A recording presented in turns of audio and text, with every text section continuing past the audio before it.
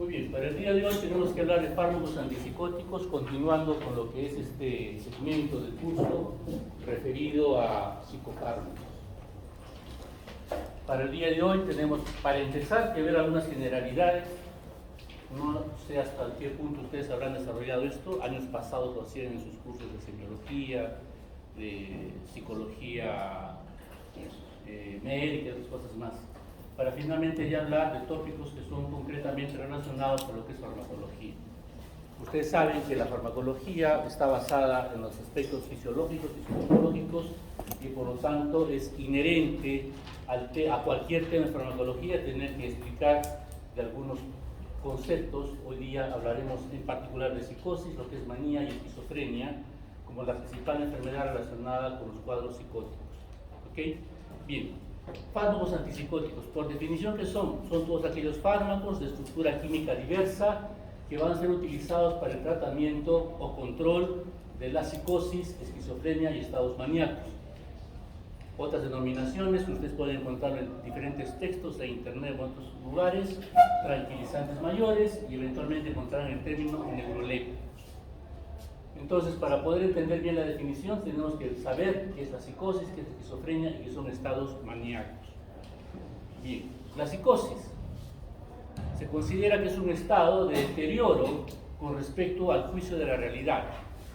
Hay una alteración en los centros cognitivos correspondientes que se van a manifestar a través de delirios, que son ideas erradas, ideas equivocadas, pero que el paciente supone que son reales.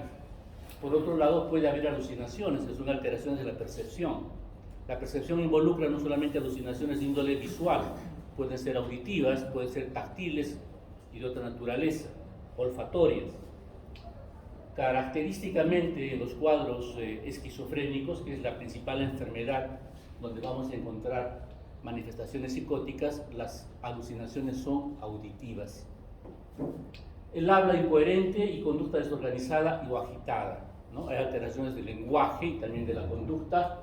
No hay conciencia por parte del paciente de lo incomprensible que es su conducta, es decir, él vive su realidad de la manera más bizarra o más alterada que ustedes puedan pensar, pero para él es su, entre comillas, normalidad.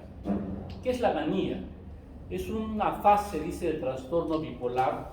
Cuando hablamos de trastorno bipolar, hablamos de trastorno afectivo bipolar, o lo que tal se denominaba psicosis maníaco-depresiva, donde el paciente en forma cíclica, en forma, digamos, en una secuencia a lo largo del tiempo, alternaba cuadros depresivos, como ustedes han visto la semana pasada, con cuadros maníacos, en los cuales hay una expansibilidad del estado anímico, hay euforia, hiperexcitabilidad, hiperactividad, aumento de la velocidad del pensamiento y del habla. El paciente habla muy rápido, fácilmente pasa de una idea a otra, lo que se llama fuga de ideas. Es un paciente que está, como diríamos, netamente acelerado, y en ese aceleramiento va a mostrar, entre otras cosas también, irritabilidad, mal humor, el deseo de las cosas se hagan pues a su manera, un poco caprichosamente, por así decirlo, y de la manera más pronta posible. Los neurolépticos es un término que se refiere ya a los fármacos. Son los primeros antipsicóticos que se desarrollaron, hablamos de 1950 aproximadamente, donde se verificó que actuaban por antagonismo de receptores de dopamina. Dopamina, como ustedes leerán en su momento, tiene por lo menos 5 receptores. Los que están involucrados en los trastornos psicóticos y donde actúan los fármacos antipsicóticos son los de tipo 2. Los neurolépticos, entonces, en estos pacientes que pueden estar agitados, determinan un estado de tranquilidad, indiferencia, y desde el aspecto motor, los pacientes presentan rigidez. Además, van a presentar efectos extrapiramidales, y para esto recuerden ustedes todo lo que es el síndrome parkinsoniano, ¿no? Entonces, esas son características de los neurolépticos. Y adicionalmente podemos ver de que se altera la producción de prolactina, va a haber elevación de la misma. Y esto determina una serie también de manifestaciones semiológicas importantes cuando uno evalúa a los pacientes que están utilizando precisamente estos fármacos neurolépticos. Bien, los estados psicóticos involucran, como hemos visto, una serie de cambios, sobre todo a nivel del pensamiento, de la parte perceptiva y de la conducta, que obedecen o pueden obedecer a diferentes causas. Los estados psicóticos pueden ser secundarios a alteraciones metabólicas, por ejemplo. Pueden ser secundarios a alteraciones circulatorias, donde la afectación de centros del cerebro, en la zona prefrontal principalmente, determina esta serie de cambios. Pero hay otros trastornos que son netamente, que involucran cambios en la estructura cerebral o el funcionamiento cerebral que conforman lo que son las enfermedades psiquiátricas. Dentro de estos estados psicóticos, la esquizofrenia es pues la enfermedad paradigmática. Y a partir de esta esquizofrenia nosotros podemos describir una serie de características que nos van a ayudar a enfocar cómo es que se utilizan de la mejor manera estos fármacos antipsicóticos. Como los estados psicóticos no son solamente producto de enfermedades mentales, no se pueden apreciar en otras situaciones, en su práctica clínica, ya sea en medicina interna, en geriatría, neurología, ustedes van a tener pacientes psicóticos y eventualmente tendrán que utilizar fármacos antipsicóticos, ¿ya? Entonces hoy día vamos a dar las bases para el manejo de esto. Y como elemento que nos va a servir de referencia, tenemos la esquizofrenia. Entonces la esquizofrenia es la enfermedad psicótica por excelencia. Es una enfermedad donde los pacientes debutan jóvenes, 16, 17, 18 años. La enfermedad va a durar a lo largo de su vida. De acuerdo a las manifestaciones que se den de la misma, puede ser totalmente imposibilitante para el paciente, significa toda una carga familiar y luego social. ¿Ok? Bueno, cuando se comenzó a describir y a tratar de establecer por qué se presenta la esquizofrenia, se encontró que podía haber una alteración en las monoaminas, como ya hemos visto en la depresión. En la depresión había una escasez, ¿no es cierto? En la esquizofrenia había un exceso. Particularmente ¿de quién? De la dopamina. Y este exceso de dopamina determinaba toda una serie de alteraciones a nivel cognitivo, pensamiento, a nivel afectivo, la forma de relacionarse con los demás y la forma conductual. Lo que podía llevar de una u otra forma a una disfunción social, lo cual, como dijimos en un momento, significaba todo un problema familiar y social y la carga económica, etcétera, etcétera, que puede representar. Los síntomas clínicos de un paciente que sufre esquizofrenia los podemos diferenciar en dos grandes grupos, los llamados positivos y los negativos. Los positivos son una exacerbación de las funciones mentales. Allí podemos nosotros observar lo que son los cambios a nivel perceptivo, o sea, las alucinaciones, los cambios a nivel ideoverbal, o sea, la forma en que el paciente se expresa, que va de la mano con los cambios a nivel cognitivo, o sea, los pensamientos e ideas que el paciente presenta. Son las denominadas ideas delusivas o las delusiones, que son, repito, esas ideas falsas, erradas, bizarras, etcétera, pero que el paciente asume como su realidad y su normalidad. ¿Okay? Puede haber experiencias de pasividad en el sentido, por ejemplo, de que el paciente no se hace responsable de lo que hace, porque hay algo que le impone su voluntad. Ergo, ¿cuál es lo común? Las vocecitas que escucha el paciente son las que le dicta lo que tiene que hacer. El paciente no tiene voluntad para hacer lo que debería hacer, sino lo que le mandan las voces del destino, las voces que están alrededor de él. No estudies, por ejemplo. ¿Ya? Los síntomas negativos, al contrario de una exacerbación, son más bien una disminución, una inhibición de ciertas funciones. En el lenguaje, la actividad, por ejemplo, la bulia, la falta de voluntad para hacer cosas, que lo lleva pues a una inamovilidad al paciente. En la afectividad no tiene que ver con sentimientos, por favor, entiéndase así. En la semiología, si tienen ustedes psiquiatra, psiconeurológica, afectividad se refiere a la capacidad de relacionarnos con los demás, ¿ya? Bueno, y esto va de la mano con la sociabilidad. Entonces, mientras esto está exacerbado, esto está más bien deprimido, y es, como ustedes podrían darse cuenta, es lo que va a impedir que el paciente se reinserte o pueda desarrollarse socialmente, laboralmente, académicamente. Bueno, sobre esto entonces se hacen los diagnósticos, se van a categorizar, eso nos interesa mucho, y luego pasamos al tratamiento. ¿Okay? El tratamiento puede involucrar un tratamiento fase aguda y un tratamiento fase crónica. Las psicosis agudas van a ser también paralelamente a lo que vamos a observar en muchas otras condiciones de la clínica común, si quieren ustedes. ¿Okay? Y las manifestaciones crónicas son las que más bien van a acompañar a los estados o enfermedades mentales. ¿Okay? Bien, entonces podemos saber aquí que en el manejo agudo tenemos antipsicóticos que pueden ser muy efectivos. Hay un sistema de equivalencia de dosis para su manejo, pero dependiendo de los que ustedes utilicen podrán tener mayores o menores efectos indeseables, dentro de los cuales hay los síntomas extrapiramidales, son de los más importantes. En el manejo crónico, donde ya pasada la fase aguda se puede reducir la dosis, inclusive se pueden utilizar formas de depósito. Tenemos en la actualidad, por ejemplo, aloperidol, que es uno de los principales antipsicóticos, se puede administrar en forma de inyecciones mensuales. Y hay otros derivados que se pueden utilizar como inyecciones para 3 o para 6 meses inclusive. ¿Okay? Entonces, un paciente que tiene alterada su realidad y su comportamiento, donde hay que suponer que no va a colaborar con el manejo del tratamiento mismo, es decir, paciente, toma tu medicina a tal hora, no lo va a hacer, evidentemente, el manejo de este tipo de dosificaciones de depósito puede simplificar mucho el manejo. ¿Okay? Y finalmente, si el paciente responde adecuadamente, puede pasar a una rehabilitación y a una reinserción social. Esto ocurre en cuanto a un 40-50% máximo de los pacientes. Muy bien, ¿cuáles son las metas del tratamiento de la esquizofrenia? En primer lugar, controlar los síntomas, es decir, eliminarlos en la medida posible o por lo menos reducirlos, de tal manera que el paciente sea socialmente, laboralmente, familiarmente posible reinsertar. Mejorar la calidad de vida y funciones adaptativas, va de la mano con lo anterior. Promover y mantener la recuperación al máximo grado posible. Metas, objetivos que evidentemente no siempre los vamos a poder lograr,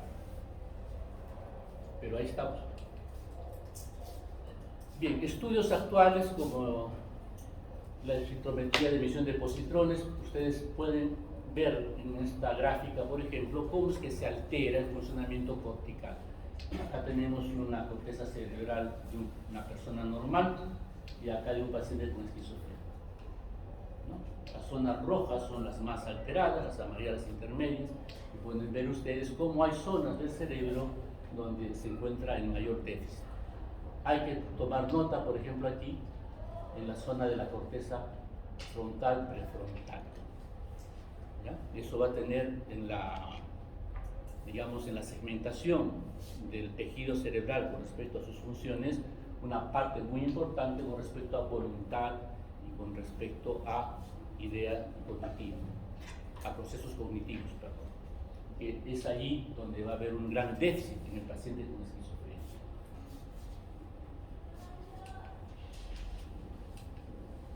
¿Cómo vamos a clasificar a los fármacos antipsicóticos? Pues la manera más sencilla va a ser en base a las generaciones o a la manera en que van a abordar los diferentes receptores.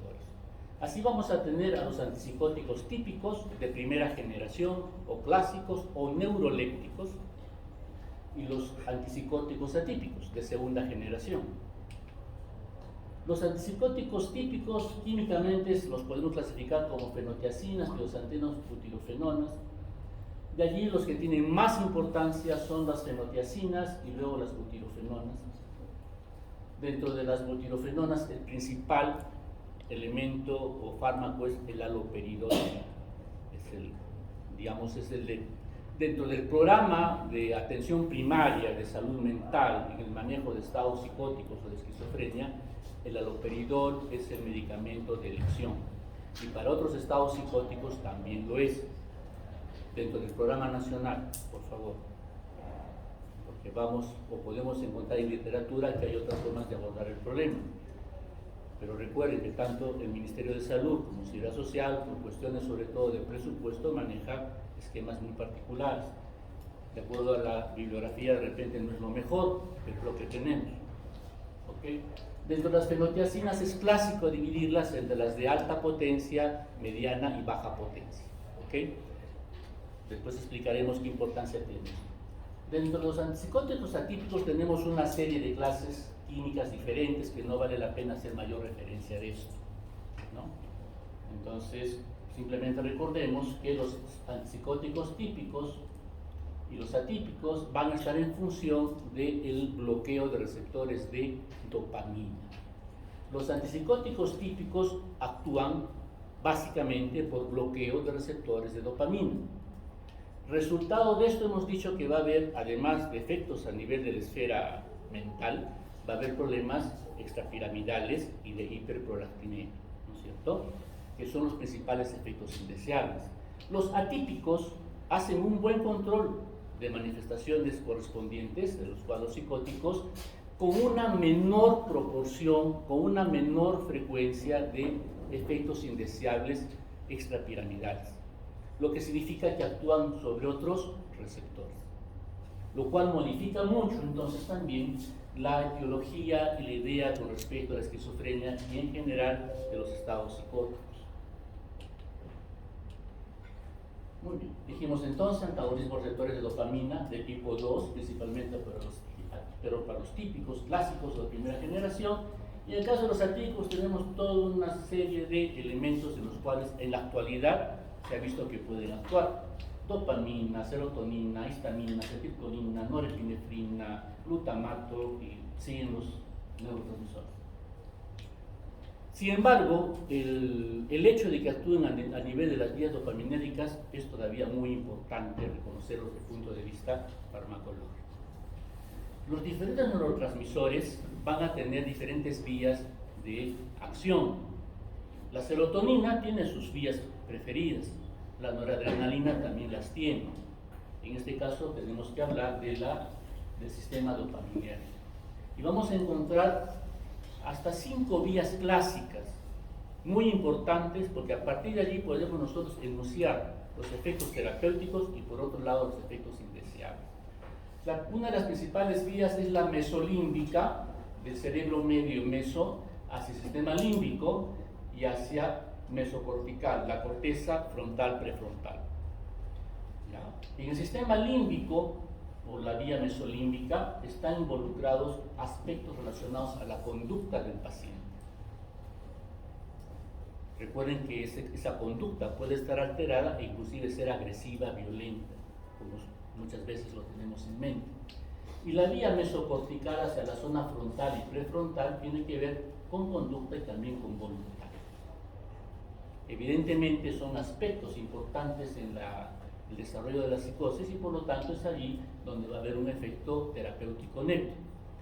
Por otro lado tenemos la vía nigroestriada, de la sustancia negra que tiene que ver con el sistema extrapiramidal.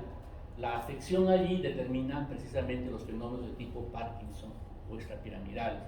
Recuerden toda su semiología neurológica motor extrapiramidal. Y luego tenemos la vía tuberoinfundibular, que se dirige hacia la glándula pituitaria o hipófisis. Recuerden que la dopamina es el elemento que controla la liberación de prolactina en la pituitaria posterior. Si nosotros estamos bloqueando, es por eso que la prolactina se libera.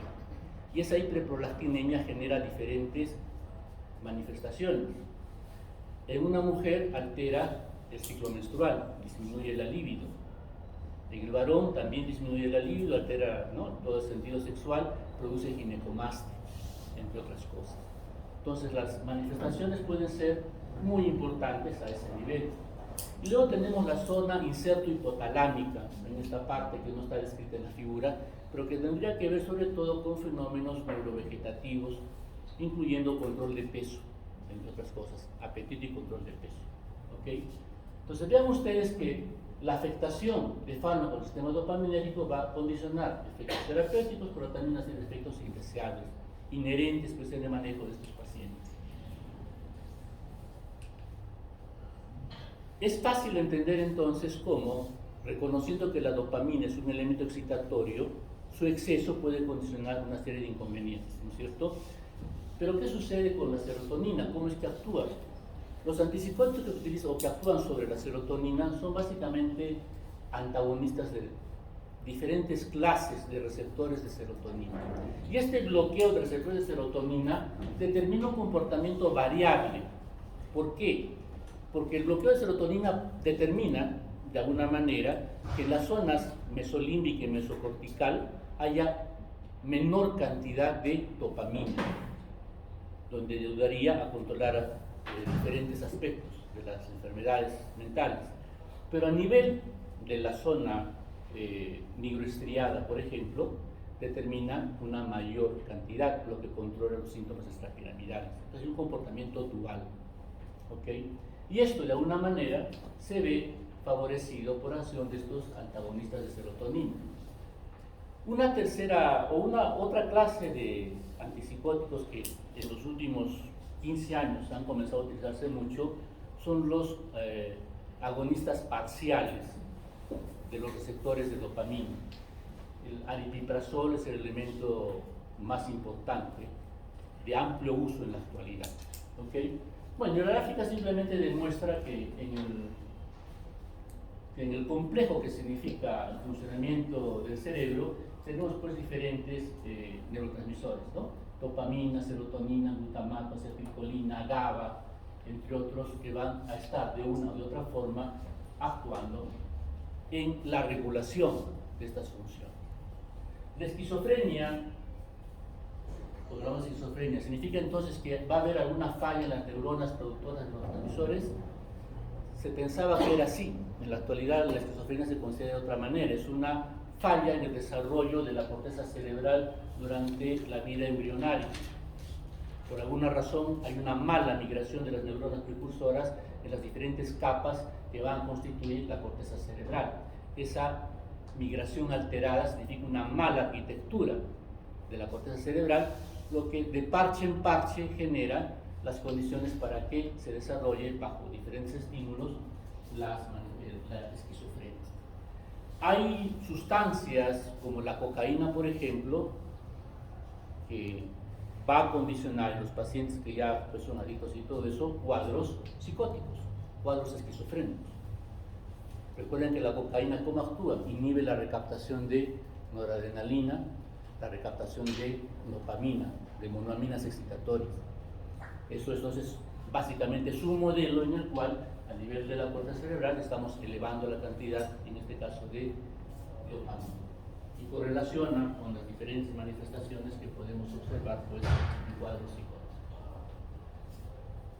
Tenemos acá diferentes antipsicóticos, olanzapina, clozapina, quetiapina, que son antipsicóticos de segunda generación, están entre los que más se utilizan. Risperidona está también en el programa de control de enfermedades mentales, ciprasidona son también atípicos. Haloperidol es dijimos, uno de los más utilizados como agentes antipsicóticos de primera generación neurolépticos. Aripiprazol es un bloqueador, perdón, es un agonista parcial. Vean ustedes que va a haber más de un receptor ocupado, más de un receptor involucrado. En color blanco, dopamina, en color negro, dopamina tipo 1, en color blanco de dopamina tipo 4.2, rojo solamente tipo 2, en verde H2A, amarillo H2C, diferentes clases de receptores de serotonina, ¿no? Receptores adrenérgicos, muscarínicos e histaminérgicos están involucrados, tanto para lograr efectos antipsicóticos como también para poder explicar otros efectos secundarios, laterales o indeseables, ¿no? Haloperidol, vean ustedes, básicamente es de un 80% es bloqueador de receptores de tipo 2 de dopamina. Aripiprazol, una cantidad similar, pero acá hay un comportamiento diferente. Acá es un antagonista, acá es un agonista parcial, ¿no? Ciprasidona es un antagonista receptor de serotonina tipo H2A, por ejemplo, diferente a los que puede ser de serotonina tipo 1A y otros más. Clozapina, que es uno de los principales atípicos, vean ustedes, tiene una gran variedad de receptores en los cuales va a actuar y le da todo un perfil característico. ¿Okay? Bien. Simplemente eso para tener en cuenta que hay diferencia entre los que son típicos y los atípicos respecto a su acción sobre diferentes receptores de diferentes aminas en el cerebro. Efectos farmacológicos, en nuestro caso podemos hablar el alivio de síntomas psicóticos. Su sinónimo grande era tranquilizantes mayores, Dentro de los síntomas psicóticos dijimos que hay positivos y negativos. Los síntomas positivos son bien controlados por todos los antipsicóticos. Los síntomas negativos son mejor controlados por los atípicos. Entonces cabe suponer que en estos síntomas negativos su génesis, más que dopamina, estará en relación con serotonina, por ejemplo. Receptores de dopamina tenemos en el centro del vómito. Entonces su bloqueo puede significar que más de un agente antipsicótico pueda tener efectos antimédicos. En dosis bajas, los antipsicóticos, sobre todo los de segunda generación o atípicos, son utilizados en el manejo de enfermedades depresivas. En el caso de los efectos antieméticos, por favor, no tienen utilidad en náuseas y vómitos producidos por irritación local, vale decir por gastritis o por ingestión de elementos que van a irritar la mucosa gástrica. Van a ser, su utilidad va a ser más importante cuando hay pues elementos que van a actuar en sí en el centro del vómito, como es por ejemplo la quimioterapia. Bueno, queremos acá en esta diapositiva comparar el efecto que hay en diferentes antipsicóticos, en este caso clozapina como elemento paradigmático, si quieren ustedes, de los fármacos atípicos, haloperidol como elemento de los fármacos de primera generación o típicos, y otros alternativos como lanzapina, risperidona, ¿no? en la mejoría de síntomas en una esquizofrenia resistente, y vemos que hay pues diferencias significativas, ¿no es cierto?, con respecto a la mejoría de síntomas, en particular, digamos, con los de segunda generación. Vean ustedes acá, en el caso de haloperidol, la diferencia no tiene mayor significado, pero en el caso de clozapina hay una mayor diferencia, también en el caso de lanzapina y de risperidol, ¿no? En cambio acá no hay mucha diferencia en el caso de haloperidol, que nos habla pues de que en algunos casos, especialmente con esquizofrenia resistente, son los antipsicóticos atípicos o de la segunda generación los que deben ser utilizados. Olanzapina, eficacia comparativa en síndrome de esquizofrenia, o para clozapina, risperidona, haloperidol. Nuevamente clozapina, acá es la que presenta, olanzapina en morado, ¿no? Y fucsia, qué sé yo. Su comportamiento es mejor frente a haloperidol, frente a risperidona o frente a clozapina, ¿no? Evidentemente la positiva la dio el laboratorio que promociona la lanzapina.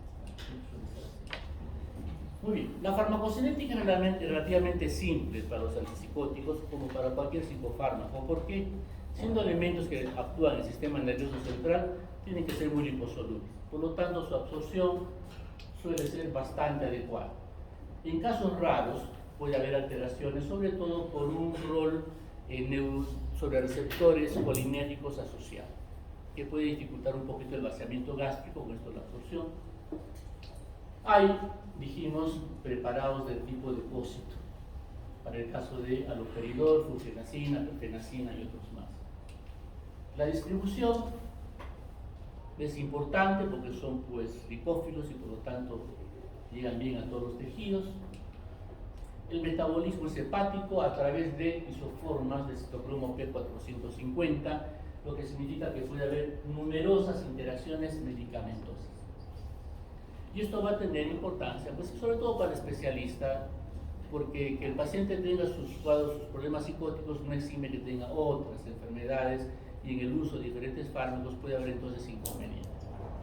Para no hablar, pues, de que muchas condiciones generan manifestaciones psicóticas, sino simplemente pensemos en la sífilis, por ejemplo, ¿no?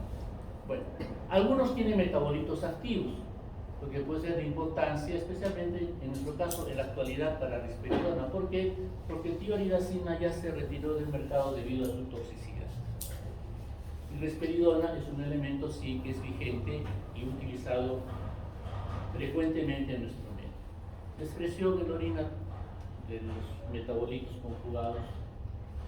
Y este cuadrito, sí es importante que ustedes lo recuerden, ayuda a comparar no solamente algunas características farmacodinámicas, sino también, sobre todo, aspectos desde el punto de vista de reacciones adversas. La línea horizontal que ustedes vean aquí separa a los de primera de los de segunda generación. Los de primera generación hemos puesto los más conspicuos, de los cuales yo en particular les pediría que recuerden clorpromacina y haloperidol. Clorpromacina es el primer antipsicótico que se utilizó en los años 50, como les decía, y todavía es vigente. Es un antipsicótico neuroléptico de primera generación de baja potencia. Baja potencia farmacológica, ¿qué significa? Que para tener buenos efectos hay que utilizar dosis elevadas. Y en ese uso de dosis elevadas va a permitirse interactuar con otros receptores, dado que la clorpromacina es un tricíclico.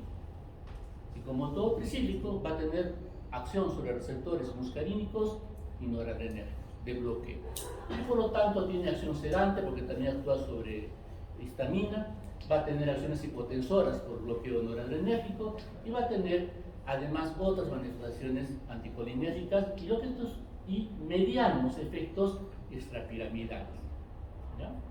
Medianos, MD mediano. La potencia clínica es baja y la relación entre bloqueo de dopamina respecto a serotonina es elevada. O sea, prefiere bloquear dopamina, eso significa estas fechas.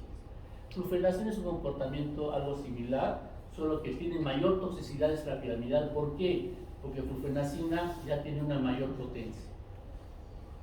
Dosis bajas, hay buenos efectos, pero preferentemente porque actúa a nivel de dopamina. Hay pocos efectos neurovegetativos o sedantes, pero mayor toxicidad extrapiramidal. La toxicidad extrapiramidal o los efectos extrapiramidales, recuerden ustedes, depende del bloqueo de dopamina a nivel de ganglios basales en el sistema extrapiramidal. Eso lo van a ver muy bien cuando se hable de farmacología de la enfermedad de Parkinson. Teotixeno es algo similar a los anteriores, haloperidol. Este sí nos interesa porque dijimos que es uno de los más utilizados. La relación dopamina-serotonina es muy intermedia, pero predomina dopamina. La potencia clínica es alta, dosis bajas, efectos mejores. Alta toxicidad extrapiramidal, porque como es más selectivo de dopamina, también da más efectos a ese nivel. Con baja acción sedante, porque prácticamente no actúa sobre histamina u otros anticolinérgicos, inclusive con pocas acciones hipotensoras, porque tampoco actúa sobre receptores noradrenérgicos. ¿Ok? Bien, raya, pasamos de segunda generación. Clozapina apareció o se comenzó a utilizarse más o menos en el año 1974. Fue la segunda gran revolución en el manejo de enfermedades psiquiátricas, la clozapina. Baja relación dopamina-serotonina, es decir, que actúa más sobre serotonina, potencia clínica media. Baja toxicidad extrapiramidal, ¿no? Los pacientes van a manifestar cuando se utilizan dosis altas, pero va a ser mucho menor que los anteriores. Acción sedante, acá hay una discrepancia. La acción sedante es importante porque actúa sobre receptores de histamina. Acciones hipotensoras moderadas. Risperidona es el otro elemento importante para el manejo de enfermedades mentales. Junto con el haloperidol son los dos que utiliza el programa de control. Ya predomina su acción sobre serotonina a dosis bajas, a dosis elevadas la acción sobre dopamina aumenta, la potencia clínica es alta, baja toxicidad extrapiramidal con dosis bajas, evidentemente aumentará con dosis altas, con pocas acciones neurovegetativas que aumentan con las dosis altas, en particular las antimuscarínicas. Olanzapina, quetiapina, ciprasidona son elementos digamos, más nuevos, donde van a ver ustedes que predomina la acción antiserotonérgica con mucha menor acción, tanto a nivel extrapiramidal como también a nivel neurovegetativo. O sea, menos efectos indeseables por la cuenta. Y el aripiprazol, que es un antagonista parcial, su potencia es alta, con pocos efectos extrapiramidales, pocos efectos sedantes, pocos efectos hipotensores. Una maravilla, podrían decir ustedes, sí, para el control del paciente mucho mejor. Síntomas positivos, negativos no, síntomas positivos y negativos. ¿Cuál es el problema? De aquí para abajo son muy caros. Difícil acceso para el paciente. ¿Ya? De aquí para allá más accesible, salud, pero más efectos indeseables, en particular clozapina. Y cuando ustedes revisen sus textos van a leer que clozapina está proscrito en muchos países, solamente bajo condiciones muy estrictas se utiliza en esquizofrenias refractarias. Acá en nuestro medio, más o menos como el POCOR se utiliza, ¿no? Será cuestión genética, en nuestro mestizaje genético procesamos diferente muchos medicamentos, a diferencia de la referencia que tenemos de Estados Unidos o de Europa. Muy bien. Índice terapéutico elevado, es decir, pocas veces producen cuadros de intoxicaciones, no generan adicción. Efectos autonómicos para las fenotiacinas alifáticas de baja potencia, básicamente la clorpromacina. Hipotensión, bloqueo colinérgico, todo lo que ustedes ya saben, pueden atraer eyaculación, etc. Es como lo mismo que han estudiado para los antidepresivos, lo van a ustedes volcar acá. Los neurolépticos potentes, como aloperidol, por ejemplo, pueden producir hiperprolactinemia, efectos extrapiramidales, son manifestaciones neurolépticas con pocos efectos neurovegetativos. Repito, ¿por qué? Porque al ser potentes, dosis baja, mayor selectividad sobre dopamina, poca sobre otros receptores y por lo tanto no se va a observar o con muy baja frecuencia tales efectos. La clozapina, como tiene acción sobre varios receptores, incluyendo adrenérgicos, anticolinérgicos y de histamina, va a tener otros efectos importantes, pero como elemento antipsicótico, recuerden, aumento de peso, supresión medular y granulocitosis. Esto es lo que dificulta su uso. Hay que hacer estudios seriados de hemogramas para ver si no el paciente hace problemas de fórmula blanca. Y puede ser proconvulsivo. La risperidona, es el otro elemento que quiero que recuerden, en dosis altas va a manifestar lo que en dosis bajas evita. Se comporta a dosis altas como un neuroléptico más. ¿Okay? Principalmente de manifestaciones neurovegetativas, hipotensión y también anticolinérgicos. Los antipsicóticos atípicos, si bien no tienen muchos efectos extrapiramidales y neurovegetativos, van a tener efectos metabólicos que van a simular, inclusive, o van a desencadenar diabetes mellitus tipo 2, aumento de peso, resistencia a la insulina, etcétera, etcétera. Entonces, es en realidad un problema importante que muchos laboratorios, al producir fármacos antipsicóticos de segunda generación, toman en cuenta eso. Y así, por ejemplo, podemos ver nosotros acá cómo se dan los cambios en el peso corporal. Vean ustedes, entre placebo, acá, por debajo de la raya, el aloperidol aumenta un poco, está en el promedio, clozapina aumenta bastante, ¿no? El risperidona un poquito menos, olanzapina menos. Ziprasidona es uno de los casi el margen del placebo. Entonces, ¿qué importancia puede tener esto? Pues un paciente con cuadro psicótico, obeso, diabético, un mal control de síntomas negativos, entre los elementos que pueden ayudar a su mejoría, hablando de antipsicóticos de segunda generación, posiblemente ziprasidona es el que, desde el punto de vista metabólico, sería el que mejor respuesta o efecto les haría. Bien, dentro de los efectos indeseables, los efectos extrapiramidales son con mucho más importantes. Clásicos. Tenemos los que aparecen en forma temprana, síndrome distónico agudo y la caticia, en forma intermedia, parkinsonismo, y los que aparecen a largo plazo, como temblor peribucal, disquinesia tardía, y el síndrome neuroléptico maligno, un síndrome de hipertermia maligna, acuérdense del síndrome serotonérgico, que ya en los últimos años no se observa. ¿Por qué? Primero, porque ya no se utiliza tanto neuroléptico, utilizamos más los de segunda generación.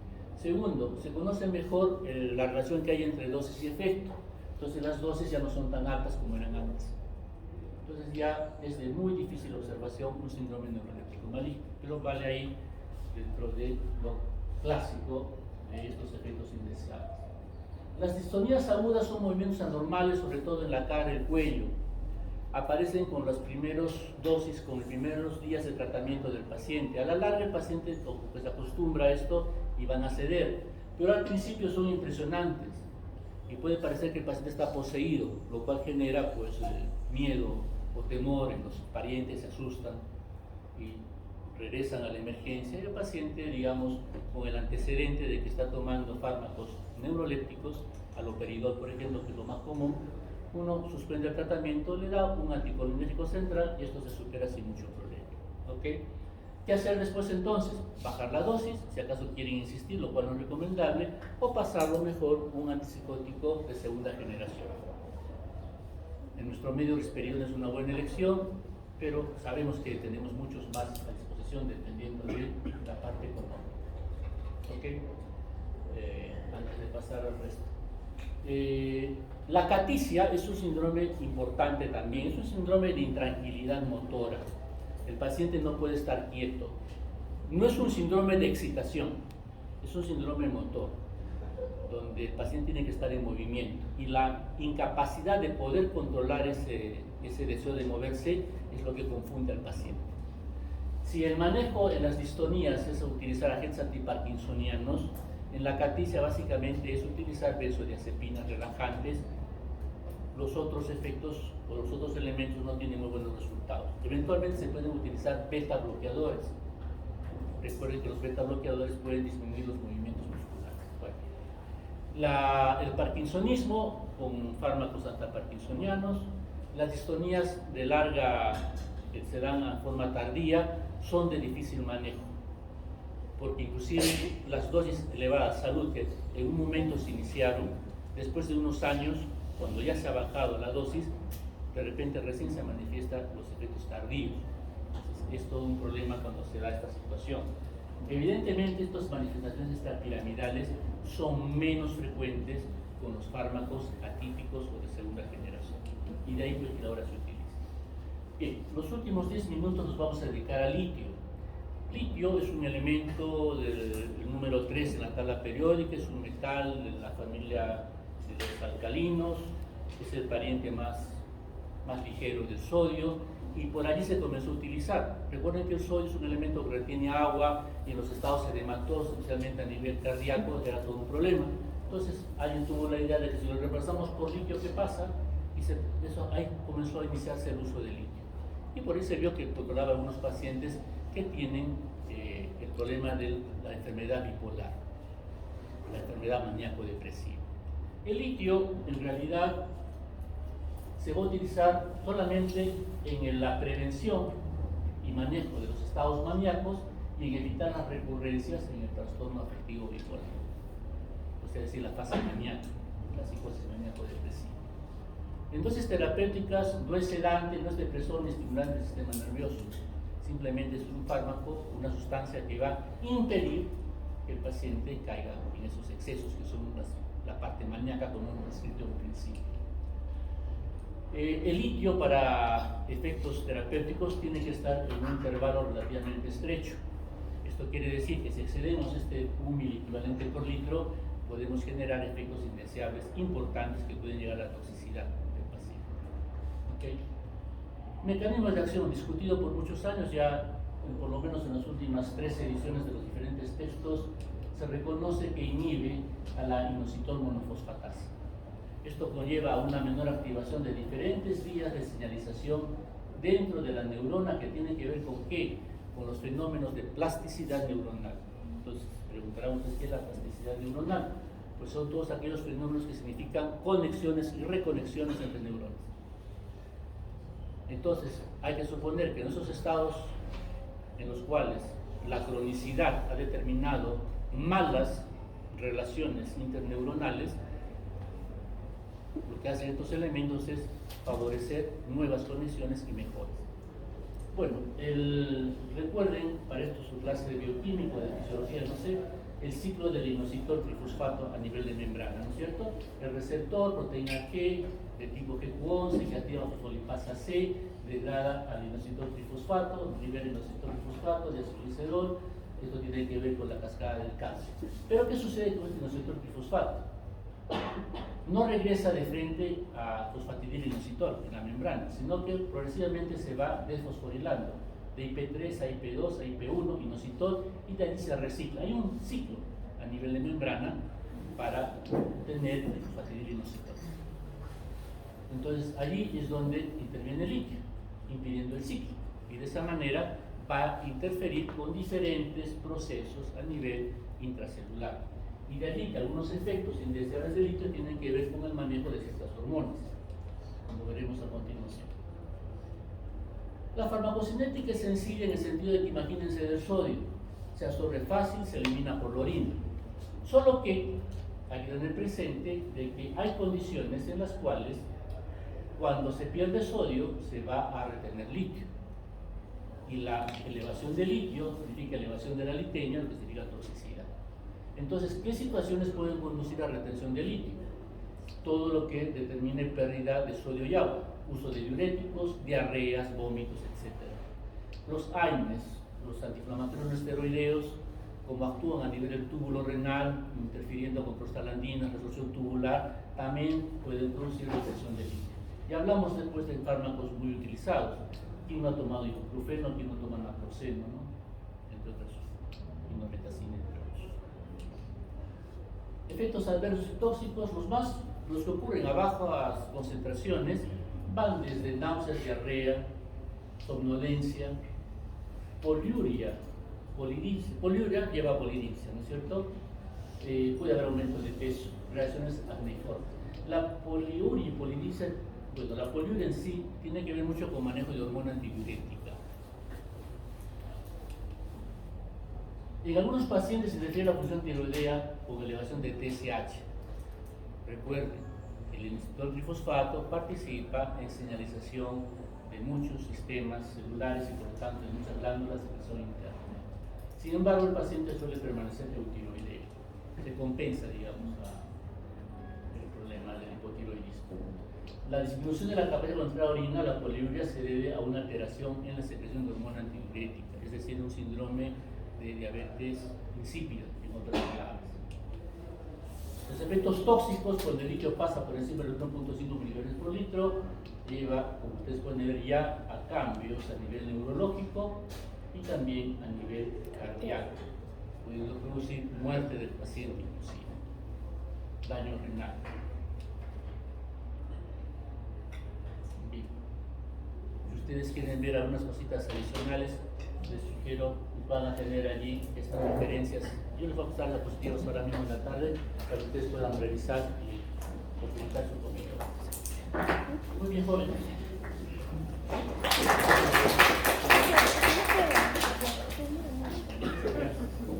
Antes de retirarnos a una pregunta. Muy bien.